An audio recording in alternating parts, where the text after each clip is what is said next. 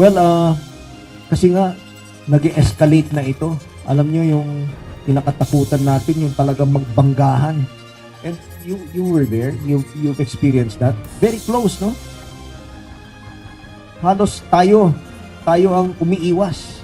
Bender na. Yes, we stop our ships, no? Labis nang nagiging mapanganib ang ginagawa ng China sa West Philippine Sea. Bunsod nito, nangangamba ang Armed Forces of the Philippines na lalo pa itong magiging agresibo sa mga susunod na pagkakataon. Kung dati, mga barko lamang ng Philippine Coast Guard ang hinaharangan ng Chinese vessels at pinalalampas ang mga civilian vessel na inuupahan ng Pilipinas para maghatid ng mga supply sa Ayungin Shoal. Ngayon, pati ang mga ito ay nakakaranas na rin ng panggigipit. Imagine crossing the path of a vessel that's moving forward.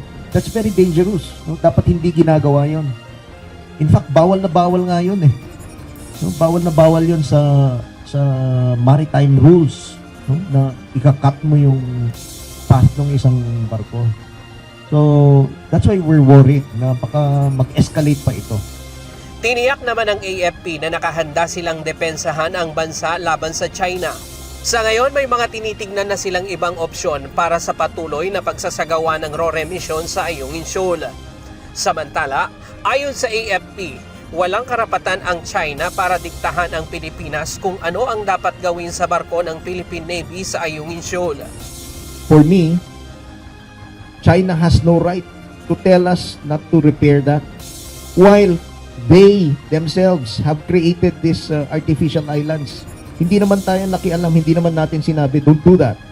Hindi naman natin sinabi na don't bring in missile systems into these artificial islands. Sila ang nakikialam pa doon, no? Napakalaki ng imbalance. Naniniwala si General Browner na plano talagang angkinin ng China ang Ayungin Shoal, kaya nais nitong matanggal ang BRP Sierra Madre. Ganito rin ang pananaw ni Defense Secretary Gilbert Chodoro. Sa ngayon, may namataan umano silang mahigit 30 Chinese maritime militia vessel na nananatili sa Rossul Reef. Isa rin umano sa ginagawa ng China ang magpakalat ng fake news sa pamamagitan ng mga trolls para siraan ang kredibilidad ng mga organisasyon gaya ng AFP. Kaya dapat maging mapagmatsyag ang bawat Pilipino at paniwalaan kung ano lang ang totoo. Ryan Lacanlale, UNTV News and Rescue. Diyos ang aming sandigan, serbisyo publiko ang aming pinahahalagahan.